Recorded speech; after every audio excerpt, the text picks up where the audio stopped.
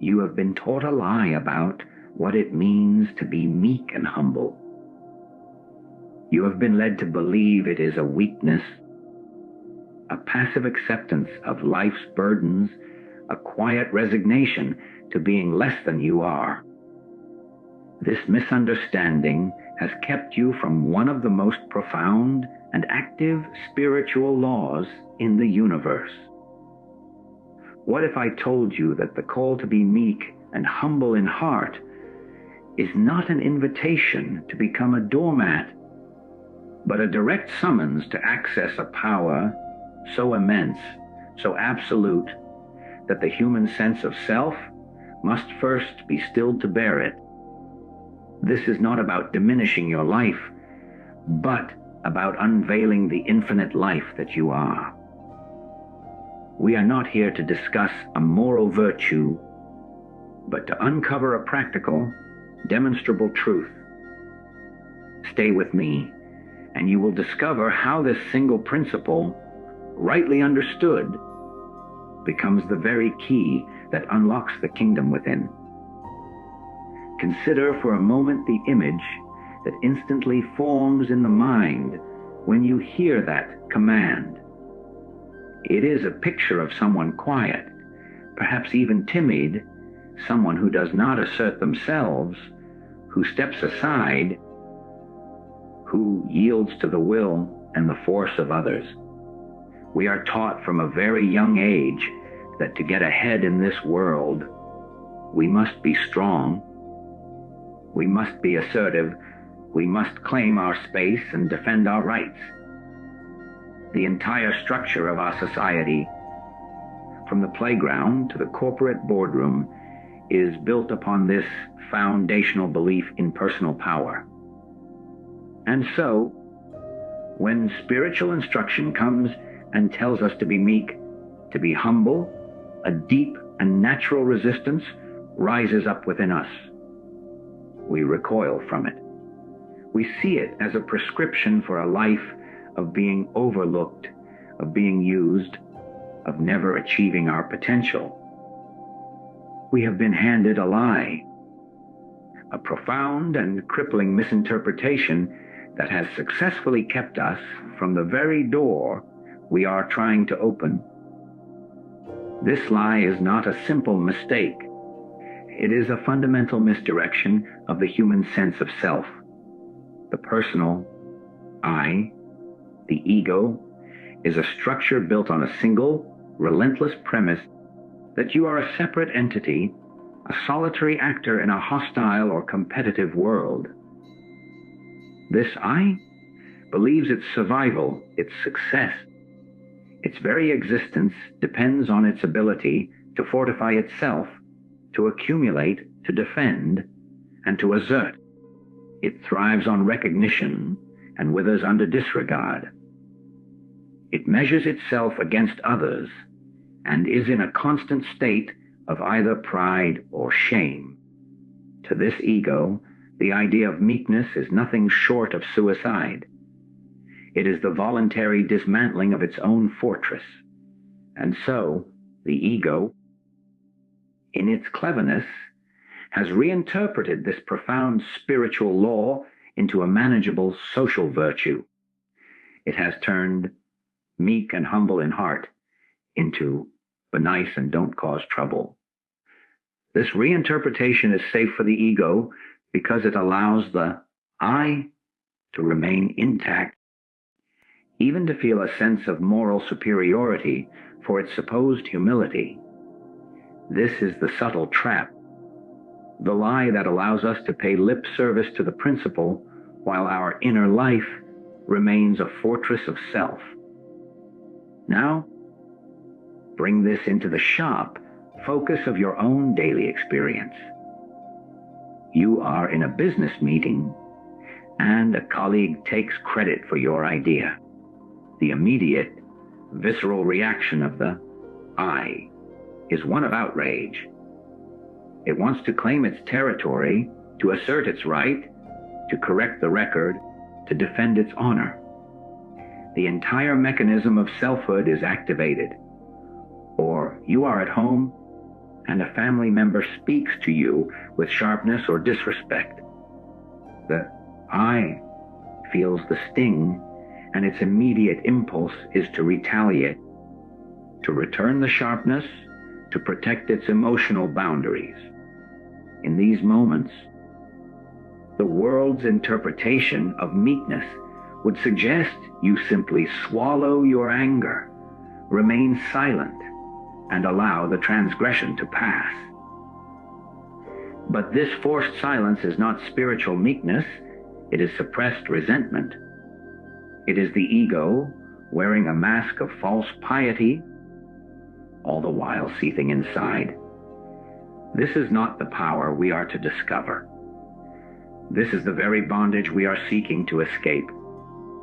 The thrill, the profound shock of true spiritual discovery begins when we realize that the meekness and humility we are being called to has absolutely nothing to do with this outer behavior of the human personality.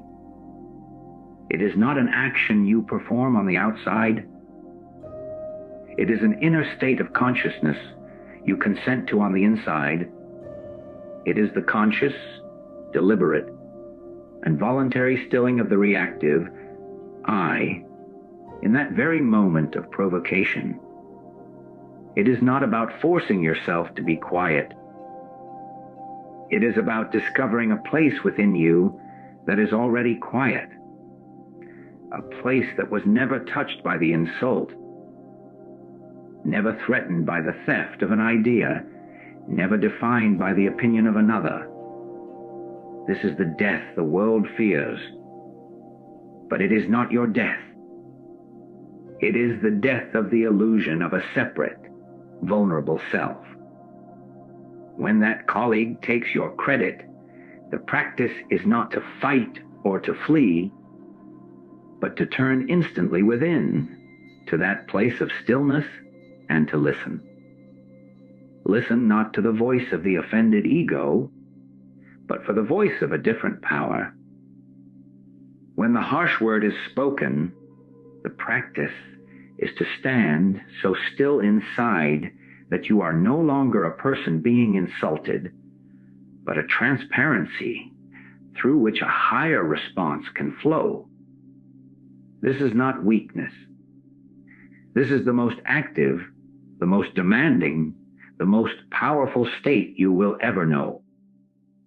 It requires more strength than any outer battle, for it is the strength to let go of the very thing you have always believed was yourself. It is the humility to admit that the personal I does not have the answer, does not possess the power, and cannot achieve the peace it seeks. This is the crack in the wall of the universe, the point where the lie begins to crumble and the faint, glorious light of an infinite truth begins to shine through. That stilling of the reactive I is not an end in itself. It is not a psychological exercise in self-control to make you a more composed person. No, this stillness has a single, magnificent purpose. It is the necessary condition, the empty space, the receptive vessel required for an infinite power to make itself known in your experience. The world believes power is something to be seized, wielded, and defended by a person. But this is a finite, exhausting, and ultimately futile power, for it is born of the same I that feels lack and threat. The power we speak of is of an entirely different nature. It is the very substance of the universe, the creative force that spins galaxies and guides the seasons. It is not something you get. It is something you become a channel for. And a channel must be empty of itself to be filled. This is the spiritual truth that turns the world's understanding upside down, the meek, the humble in heart. are the only ones who can be entrusted with this power, precisely because they have ceased their frantic efforts to possess a power of their own. Think of a pipe carrying water. The pipe's entire purpose is to be hollow. If the pipe were filled with its own substance, with rust, with debris, with its own sense of being important and solid pipe, the water could not flow. The pipe's job is not to be the water, nor to own the water, but to provide a clear, unobstructed passage for the water to reach its destination. You are that pipe that you have so diligently fortified and defended is the rust and the debris.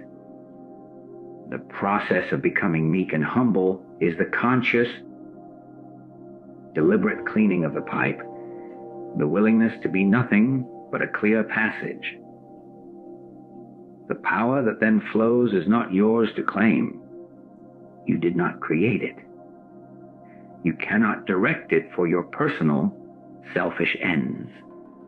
But you become the point where it appears, and in that appearing, your life is transformed not by your own might, but by a grace that operates on a level far beyond human planning.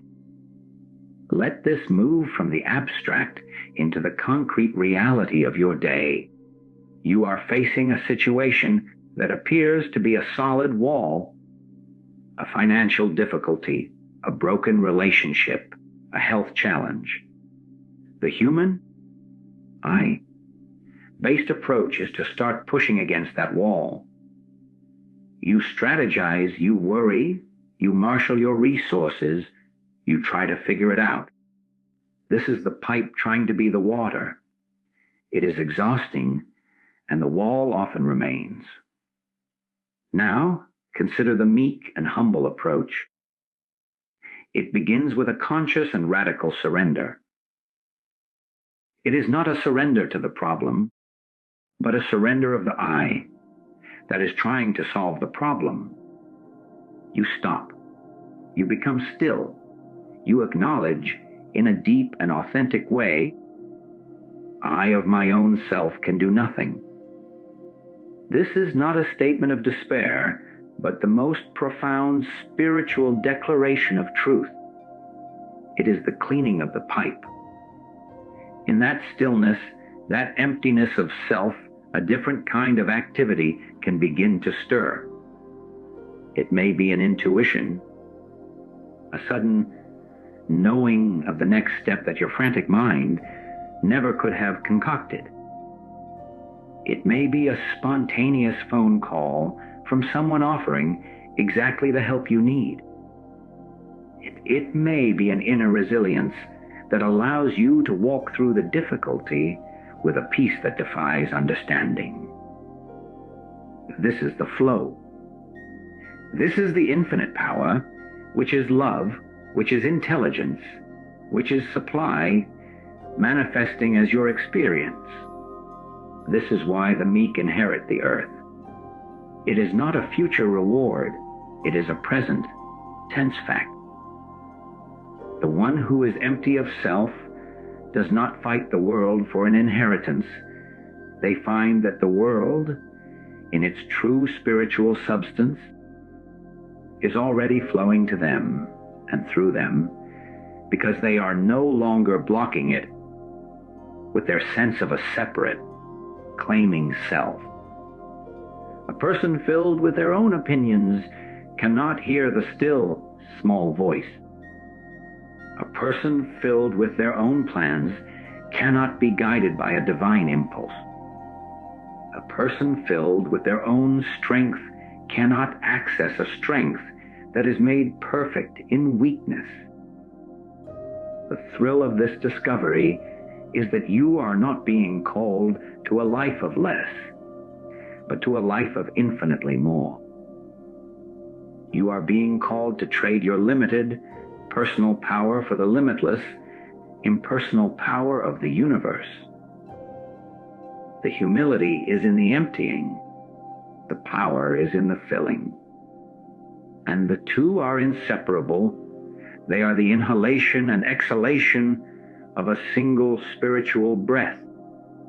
You are not becoming powerful.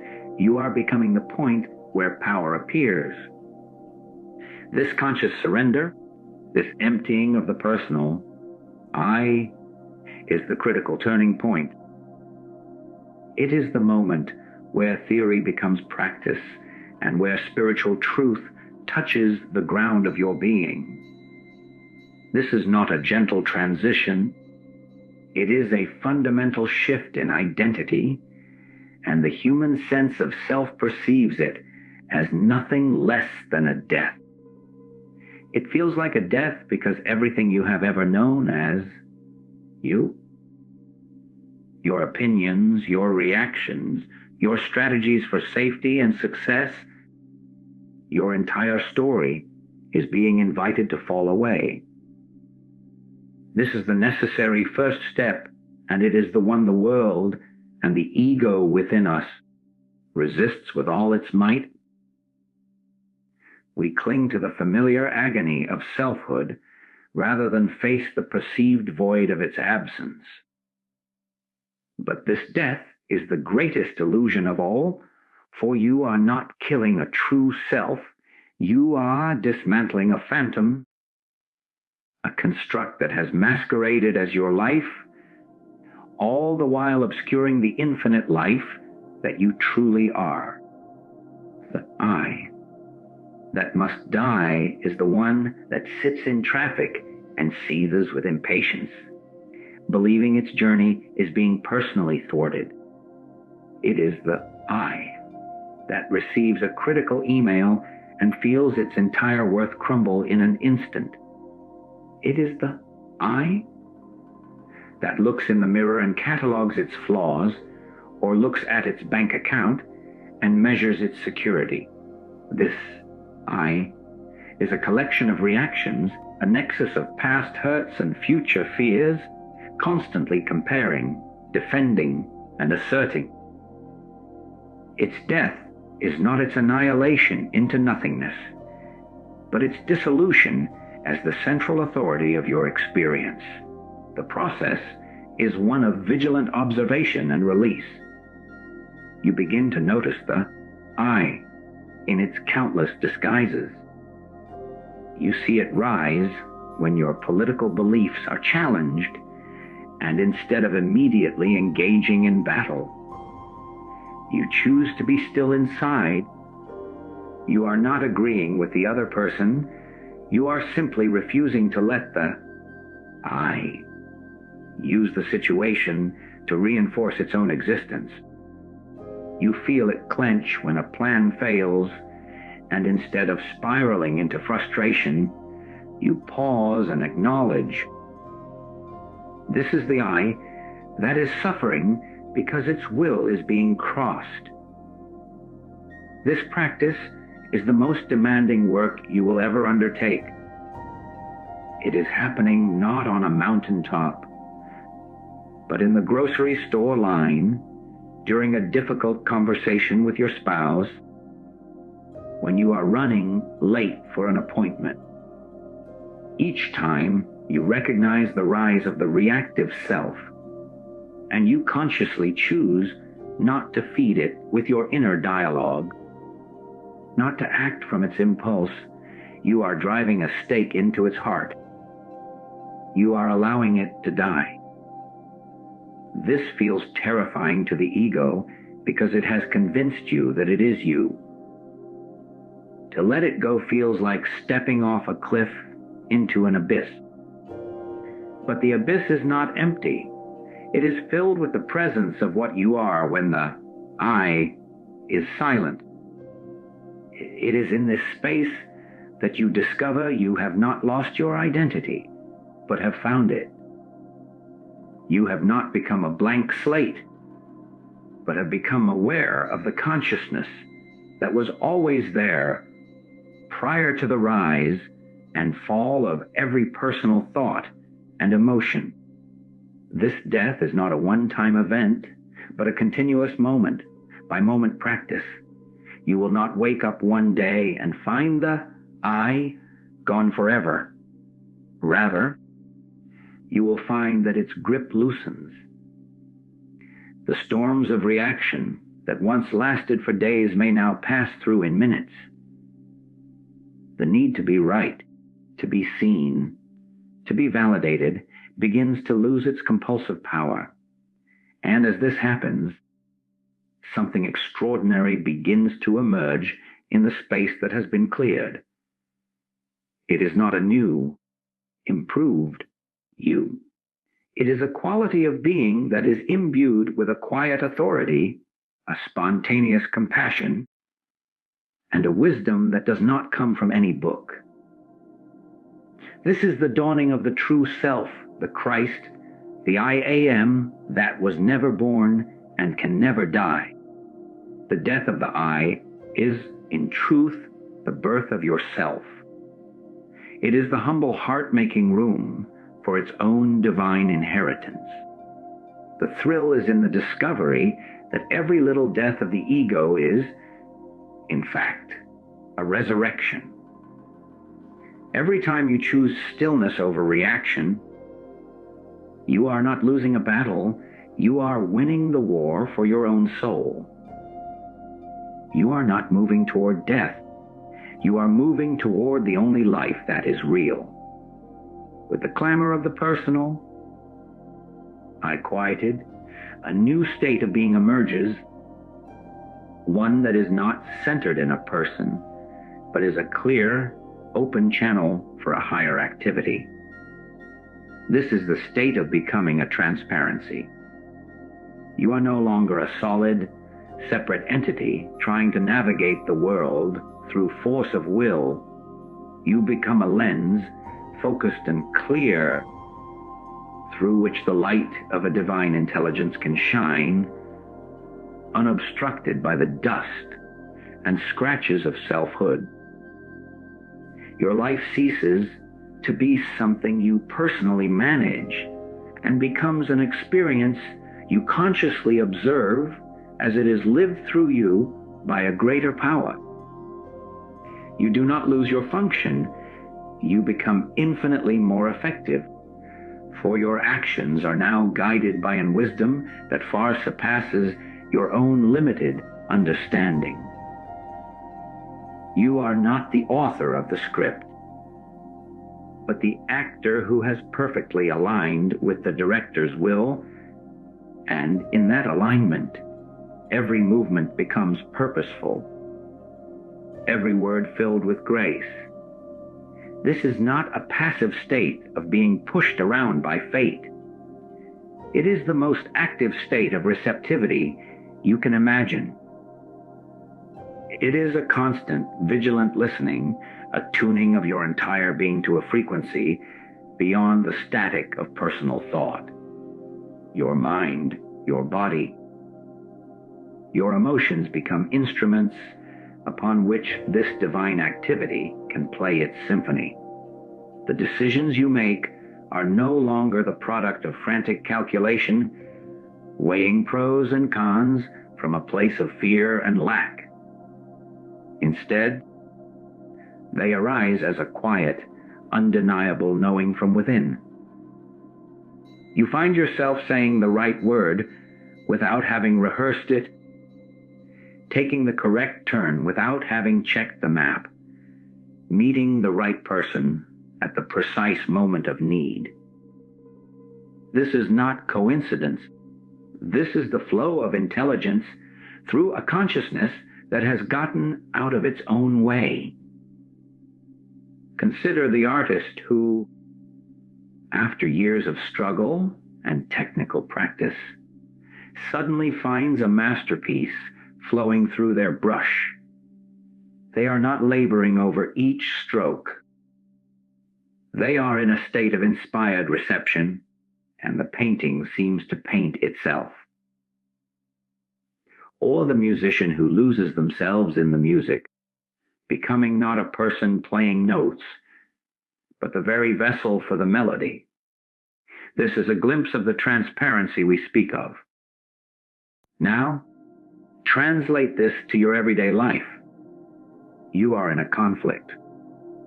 The old I would have prepared its arguments, defended its position, and sought to win. As a transparency, you approach the same situation with a still center. You listen not to formulate a rebuttal, but because you are listening for the divine impulse. The words that come out of your mouth may surprise you. They may be words of unexpected compassion that dissolve the conflict, or they may be words of firm truth that you, in your personal self, would have been too afraid to speak. In either case, you will know these words did not originate from the petty, calculating mind. They came through you.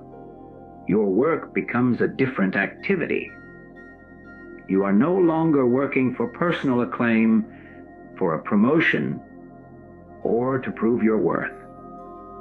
You are performing your tasks as an act of devotion, offering your skills as the instrument for this activity to manifest. The pressure to perform dissolves, replaced by a quiet confidence that the necessary intelligence and ability will be provided in the moment it is needed. A problem arises at work that seems insurmountable. The old self would have panicked, working late into the night, fueled by anxiety. As a transparency, you do the work before you, but you hold the problem lightly, surrendering it in the stillness. And in the shower the next morning, or on a walk, the solution appears whole and complete as a gift. This is the divine activity solving the problem through the clear channel of your consciousness. You do not become a puppet. You become a conscious, willing collaborator with the infinite. Your humanity is not erased, it is fulfilled. Your unique talents and qualities are not discarded. They are purified and used with a precision you could never have managed on your own. The fear that you will lose your individuality is one of the ego's final, desperate lies. The truth is you have never known your true individuality until you have set the personal I aside and allowed the divine individuality to express itself as you. The thrill is in the discovery that your life is not a burden you must carry, but a song that is being sung through you. You are not doing it, you are being it. And in that being, every action is imbued with a grace and power that is not your own, yet is yours to express in its every glorious note. The ultimate measure of this principle is not found in the heights of spiritual contemplation, but in the plain, unvarnished moments of your daily routine. A truth that cannot be demonstrated in the marketplace, the office, or the home is merely a philosophy, a pleasant idea with no power to transform. The demonstration is where the rubber meets the road. It is the tangible evidence that this shift from a self-centered life to a God-centered existence is real, practical, and utterly revolutionary. It is not about achieving a state of perpetual bliss, but about navigating the full spectrum of human experience with a foundation of unshakable peace and an undercurrent of silent joy, regardless of the outer appearance. This is where meekness and humility prove themselves not as passive virtues, but as the most active and powerful forces you can wield in the world. Imagine you are cut off in traffic. The instantaneous reaction of the I is a flash of anger, a rise of blood pressure, a curse under your breath, or perhaps a honk of the horn. This is the old, untransformed consciousness in action. The demonstration begins the moment you catch that reaction, and instead of indulging it, you turn within. You consciously become still. You do not suppress the anger. You simply refuse to let it be the commander of your ship. In that space of stillness, you are practicing meekness. You are dying to the I. And what demonstrates through you? Perhaps it is a simple, calm exhale.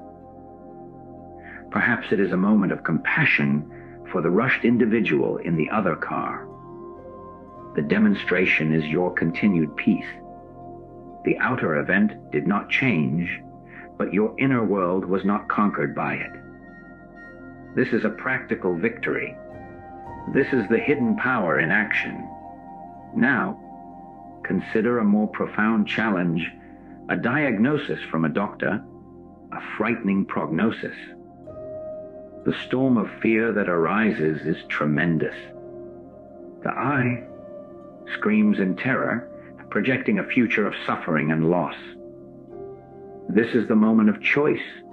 You can identify with the fear, become the terrified patient, and be swept away by the narrative of illness. Or you can practice the humility that says, I of my own self do not know the outcome. My human mind is filled with fear, but I will be still. You turn from the terrifying prognosis to the silent presence of the infinite within. You do not deny the medical facts, but you refuse to let them be the ultimate authority. You abide in the stillness. And what is the demonstration? It may not be an instantaneous, miraculous physical healing, though that is within the realm of possibility. The first and most profound demonstration is a palpable, inexplicable peace that settles over you in the midst of the storm. It is a strength that is not your own, allowing you to face each test, each treatment without being consumed by dread. This peace is not a denial of the situation. It is a power that operates from a dimension far deeper than the physical. It is a practical demonstration that you are not merely a body at the mercy of circumstance. In your relationships, the demonstration is even more clear, and an old grievance with a family member has festered for years. The I cherishes this hurt. It tells the story of the wrong over and over. It builds a solid wall of resentment. To approach that person from the standpoint of the I is to rehash the past and reinforce the separation. The demonstration begins when you approach the situation from the stillness. You empty yourself of the need to be right, to have your hurt acknowledged. You go to them without an agenda, having first dissolved your own resentment in the fire of divine love. The words you speak will not be rehearsed or calculated for effect. They will flow from that same stillness, and they will have the power to soften and to heal, because they are not coming from a wounded person, but from the healing presence itself. The demonstration may be the mending of a bridge you thought was burned forever. This is how you live it. This is the proof. It is in the small forgiveness you offer without being asked. It is in the creative solution that arrives at work when you have surrendered the problem. It is in the patience you find with a crying child at the end of a long day, a patience that does not come from your exhausted personal reserves, but from a deeper well that you have tapped into. You are not waiting for a heavenly afterlife. You are bringing heaven into the gritty reality of your earth. Every moment you choose the stillness over the reaction, love over fear, humility over self-assertion, you are providing a living demonstration of this principle. You are not just talking about the truth. You are being the truth, here and now, for all to see. This continuous demonstration is not the end point of the journey. It is the natural, effortless expression of a life that has rediscovered its true source and dwelling place.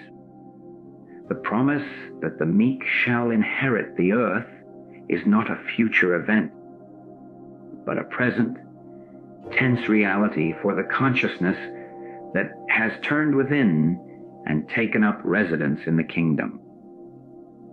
The kingdom of God is not a physical location you journey toward. It is a state of consciousness you awaken to. It is the realm of divine harmony, of perfect peace, of infinite supply, and it is within you. It has always been within you, hidden behind the noisy, clamoring activity of the personal sense of I. The entire transformative process we have explored, the stilling of the self, the death of the I, becoming a transparency, has a single glorious purpose: to remove the veil so that you may consciously live from this inner kingdom, allowing its qualities to appear as your outer experience. Living from the kingdom within means your point of reference shifts permanently from the outer world to the inner presence. The world will continue to present its appearances: lack, conflict, sickness, and loss. But you will no longer accept them as the final authority on your reality. You will have discovered a different reality, an inner citadel of peace that remains untouched by the storms of circumstance. Your life is no longer a desperate attempt to rearrange the outer world to make yourself happy and secure. Instead, it becomes a continuous expression of the harmony, joy, and abundance that are already fully present within the kingdom. You do not go out to get, you let forth from within. You are not a beggar pleading with the universe. You are a king dispensing the treasures of your own domain. Consider the experience of supply. The world believes supply is money in a bank, a steady job, investments. It is something external to be acquired, protected, and constantly worried over. When you live from the kingdom within, you recognize that true supply is the infinite, creative substance of God, the very stuff of life itself. It is the intelligence that invents, the love that creates community, the idea that solves a problem. Your reliance shifts from the external forms, the bank account, to the internal source. You abide in the consciousness of infinite, ever-present supply. And from that consciousness, the necessary forms appear. It may be an unexpected opportunity, a sudden solution that saves money, or a creative impulse that leads to a new venture. You are not looking to the world for your supply. You are looking to the kingdom, and the world is forced to reflect what you know to be true within. In your relationships, you cease looking to others for love, validation, or completion. The personal I is a bottomless pit of need. always seeking from others what it cannot find within itself. When you live from the kingdom, you are a conscious dwelling place of divine love. You are filled with it, saturated by it. You no longer need to extract love from people. You have become a source of love. Your interactions are no longer transactions of need, but generous outpourings from an infinite well. People are drawn to you not because you need them, but because the love you express is unconditional and free. You heal relationships not by trying to change others, but by being the very peace and love you once sought from them. Even the experience of time transforms. The personal I lives in the past and the future, regretting what was, fearing what is to come.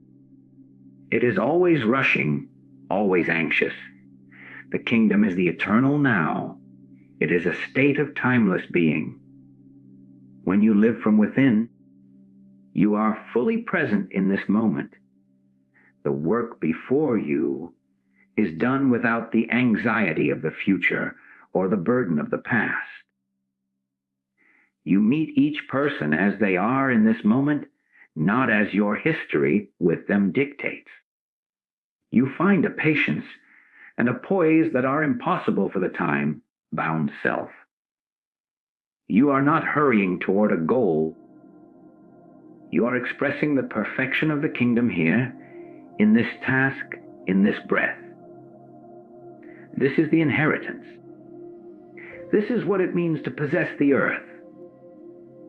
You are not owning more land.